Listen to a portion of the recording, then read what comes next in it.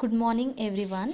Myself Rihana and my topic is concept and phases of learning curve. First, let's have a look on introduction to learning curve.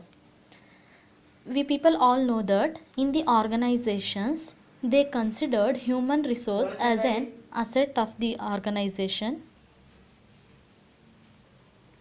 because employees play an important role in the success or failure of any organization. So these employees are engaged in the various kinds of activities like production of a goods and services, marketing, etc. So when it comes to a production, in most of the cases what happens, the nature of work which is assigned to a particular employee is the same for some period or some years. So the employee is to do the same work again and again. Because of doing the same work again and again, he is able to get proficiency in that particular work, and his because of his experience he is able to produce the more number of goods in the same period of time. This is the introduction of the learning curve. Next, concept of learning curve. This basically learning curve has been introduced in the year of 1885 by the person called as Hermann Ebbinghaus. He is an psychologist and it is used in the field of psychology, and until 1909 it has his name has been not used, but when the year 1934 it has been elaborated, which means the learning curve theory was elaborated by another psychologist called Arthur Bills.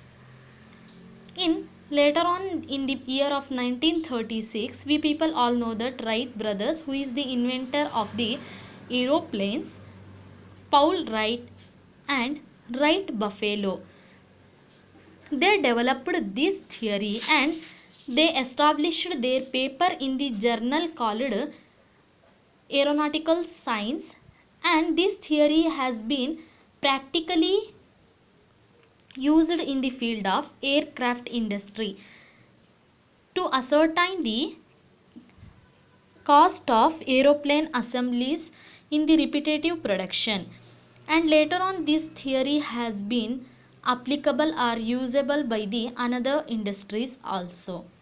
Basically the meaning of learning curve theory is when a person or an employee is assigned to do the same task again and again, he take lesser time, or in other words we can say that in the particular period of time the employee is able to produce the more number of units because of his experience. It can be explained through the one example. Here one employee is taking 5 hours to produce any 1 unit of a product, means in the period of 5 hours he is able to produce the 1 unit of a particular product, but when he is going to produce another unit of the product he may take 4 hours. So the time taken by the employee to produce the same unit again and again, the time is going to be decreased, and the output is going to be doubled. For example, in the 5 hours first he is able to produce the 1 unit. When he is going to produce the same unit he is taking only 4 hours and remaining 1 hour, which means in 5 hours he is able to produce the 1.25 units of that product. It is the meaning of learning curve theory, and we can see this with the example of graphical presentation of learning curve. And what is the phases which is included in the learning curve? The learning curve is presented diagrammatically, wherein the experience of the employee and the benefits of the learning curve, which is cumulative average labor hours, are presented. It shows the rate of improvement in performing a specific task as a function of time or the rate of change in the cumulative labor hours. Cost is marked against the cumulative output. So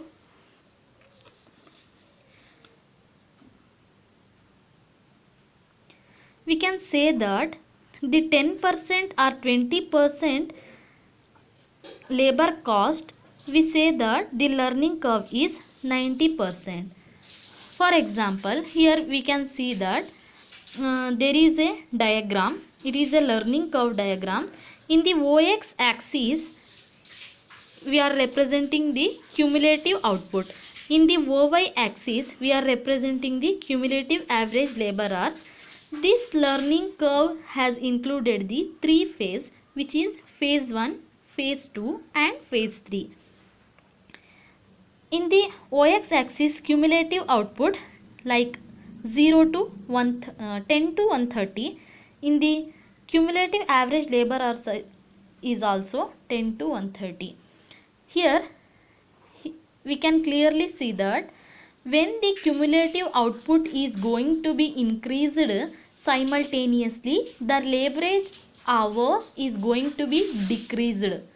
So in the phase 1, what happens? The learning curve is steeper because the employee is more enthusiastic to learn, so he take a lesser time, so it is steeper.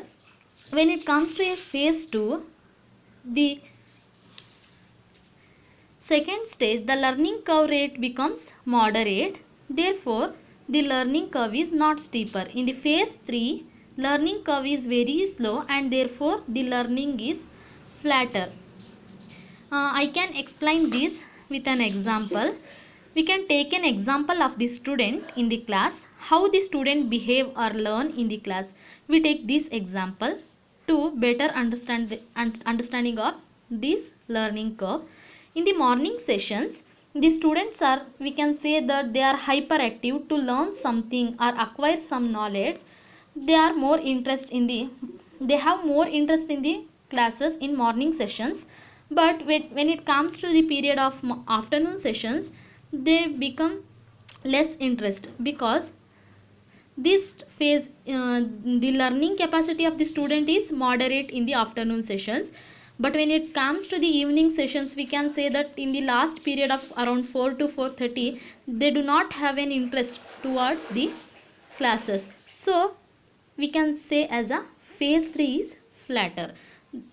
This is the example of graphical representation of the learning curve. Lastly, I wish to conclude that this learning curve is, we call it as a experience curve also, because it plays an important role in the determining the success or failure of the any organization, and it also helps to plan or forecast the future costs and production efficiency. Thank you.